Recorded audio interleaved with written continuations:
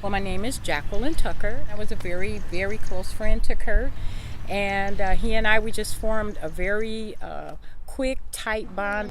He became like a son to me. Kurt was very close to me. We worked on so many projects together at the church. Kurt was just a very helpful person who just jumped in and helped out where was needed. He was very skilled. He was like a jack of all trades. There were so many things he can do. And then when I was thinking about our neighborhood and looking around, I could see so many projects that he worked on, people's roofs, or built a wall for someone over here. And he was in my yard the other day, and I had a plant sitting there, and he grabbed the shovel and said, "Where do you want me to put it?"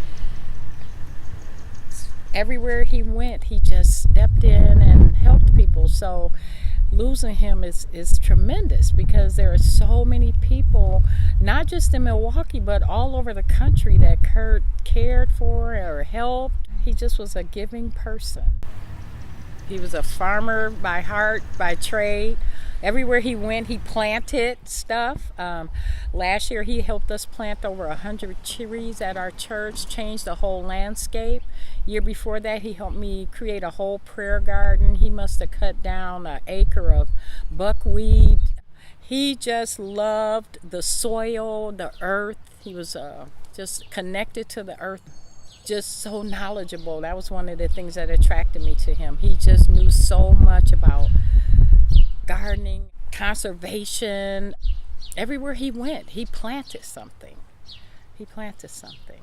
He planted himself into our hearts, into our lives, into the fiber of our being. And that's why so many people will miss him so tremendously.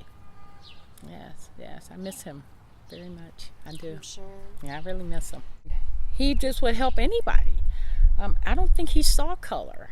I know he never saw color in me, and I don't think he ever, our church is predominantly black, and he never acted any different, and people never treated him any different because of that. He just came into an environment and instantly became a part of it. I'd never known Kurt to have any indifference about color or race or creed or culture or economic status or anything like that. He was a very down-to-earth person. He came here into this neighborhood with his hope was to make huge changes here, to bring people together around food, around gardening.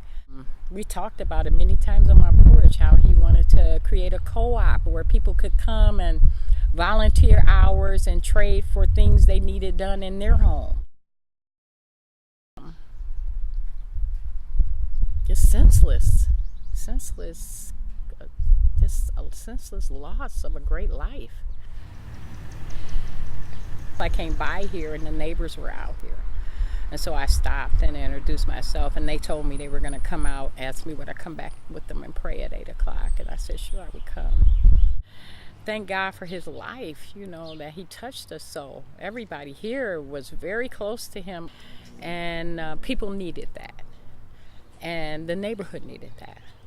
And we wanted to stand tall and say, we're still here. We don't want violence in our neighborhoods, and we're still willing to come out and stand together and say, we just don't want that. Most people own their homes. They have beautiful homes around here. Why would they don't want violence here? It just gives you a sense of not being alone in the loss. In my neighborhood, there are roofs, retainer walls, many projects he didn't charge full price for. He just was a hard-working person who would just pretty much help you if you needed help. I told him, I said, you are going to meet the love of your life, and you will never feel that way about anyone else ever again when you see her face. You will love her like you've never loved anyone else. And she gonna look just like you. And she did. He said she looked just like me. And he was like, she's strong like me. He said, you were right. I just love her so much.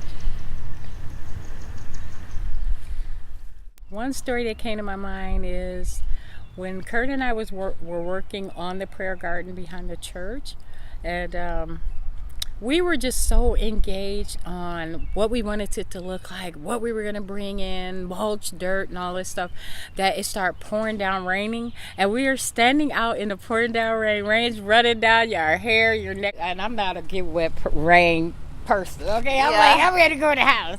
And I'm just standing out there talking like the sun's shining. And we're still talking about, and then we'll put rocks over there and mulch over here, and that was just our connection. Like, it was very hard for us to leave each other, it was almost like, okay, I gotta go now, and it's like, oh, okay, gotta go now. Even when he was going out of town last week, he was so excited, and so he says, okay, I gotta go because my plane's leaving, and he hugs me, and then he goes to the door. And then he comes back and he hugs me again. And then I walk to the porch and he goes down the step and he comes back up the step and he hugs me. And then he says, I gotta go. And he just runs and jumps in the car. I was like, okay. We just had a very super connection like that. Yeah, he was just like I have one son and him. So I had two sons. Yeah. I had two sons. Last week he said, I wish you could send me to law school like you did my brother. I said maybe next year. One at a time. Yeah. So we had a lot of great times together.